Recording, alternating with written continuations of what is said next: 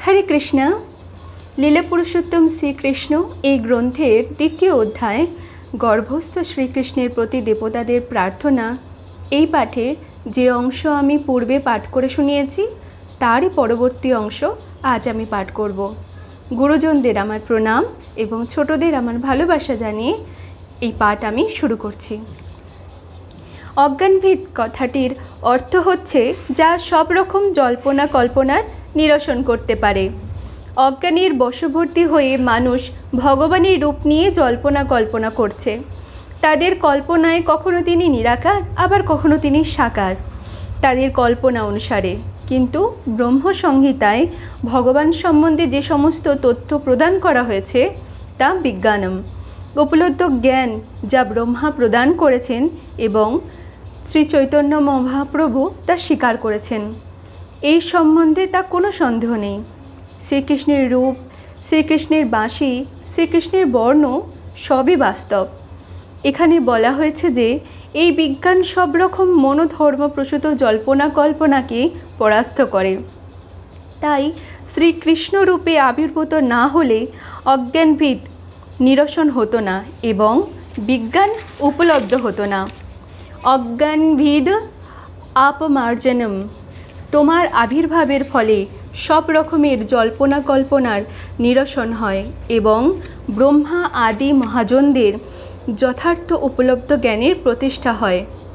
জড়া প্রকৃতির তিনটি গুণের দ্বারা প্রভাবিত হয়ে মানুষ তার সকল্প কল্পিত ভগবানের সৃষ্টি করে, কিন্তু তোমার আবির্ভাবের ফলে ভগবানের যথার্থ রূপ প্রকাশিত হয়।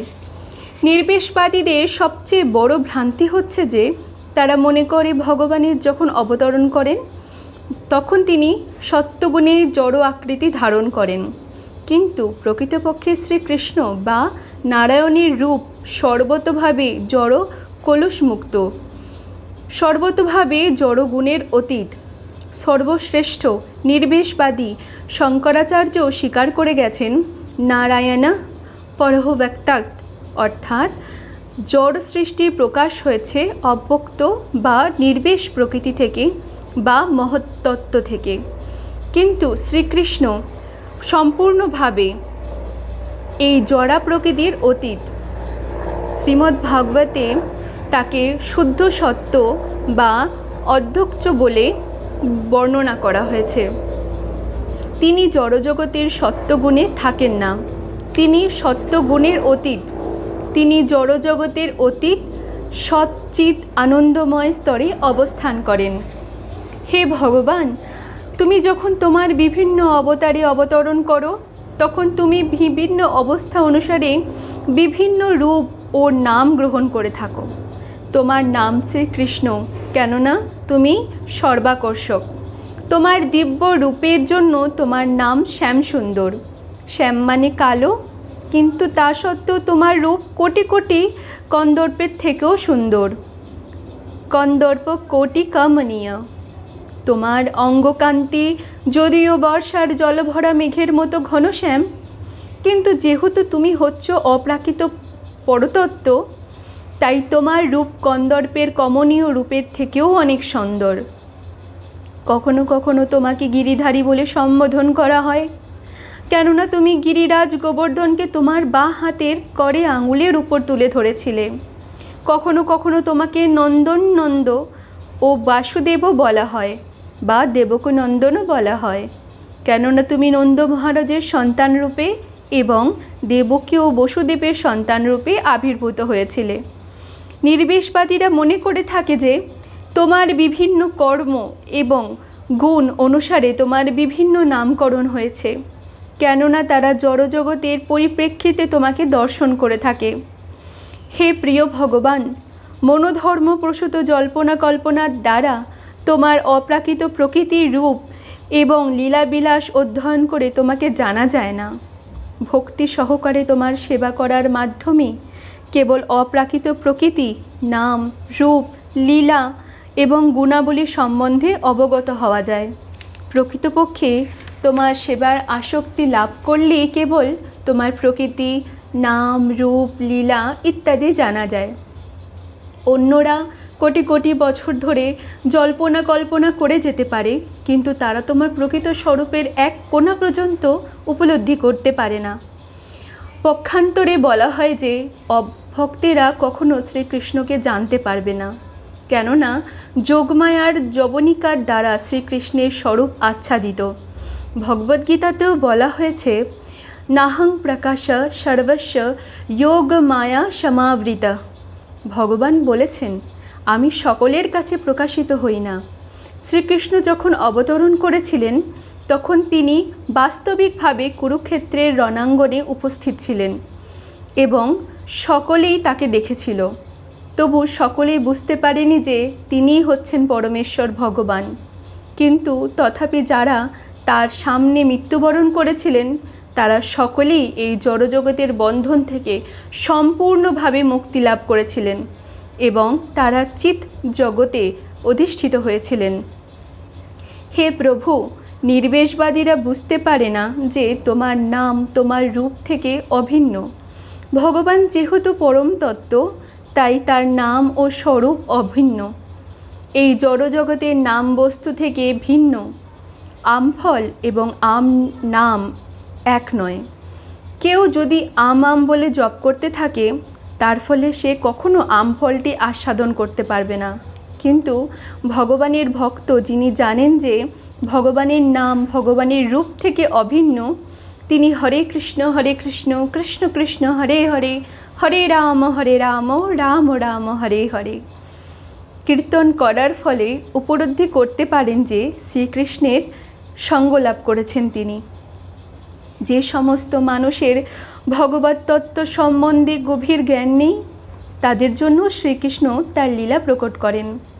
তারা কেবল ভগবানের লীলা স্মরণ করার ফলেই সম্পূর্ণরূপে লাভবান হতে পারে।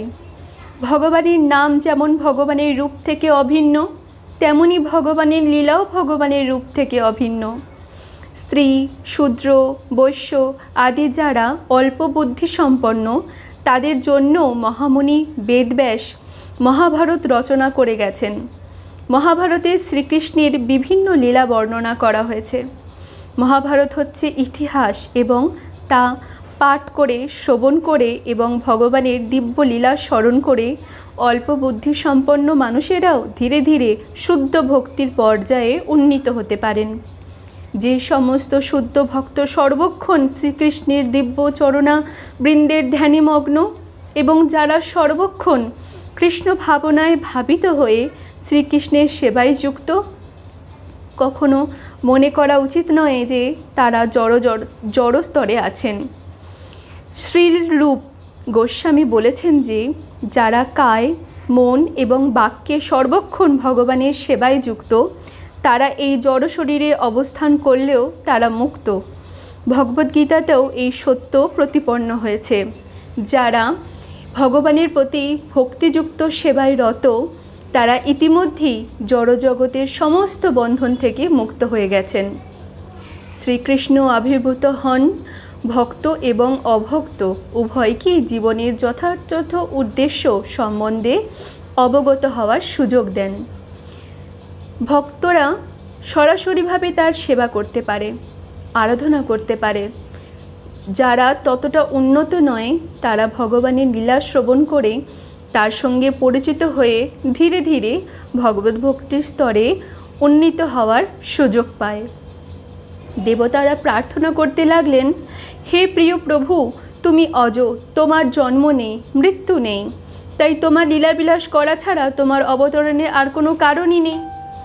যদিও ভগবান ভগবদ্গীতায় তার আবির্ভাবের কারণ বিশ্লেষণ করেছেন, সাধুদের পরিত্রাণ করার জন্য এবং দুষ্কৃতীদের বিনাশ করার জন্য তিনি আবির্ভূত হন, কিন্তু প্রকৃতপক্ষে তিনি ভক্তদের সঙ্গসুখ লাভ করবার জন্যই কেবল অবতরণ করেন, অভক্তদের বিনাশ করার জন্য ঠিক নয়।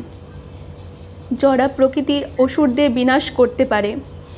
জড়া প্রকৃতির ক্রিয়া এবং প্রতিক্রিয়া আপনা থেকেই ঘটে চলে, কিন্তু কেবল দিব্য নামের স্মরণ গ্রহণ করার ফলে যেহেতু তোমার দিব্য নাম এবং তুমি স্বয়ং অভিন্ন, ভক্তরা সবসময় বিপদ থেকে মুক্ত হন।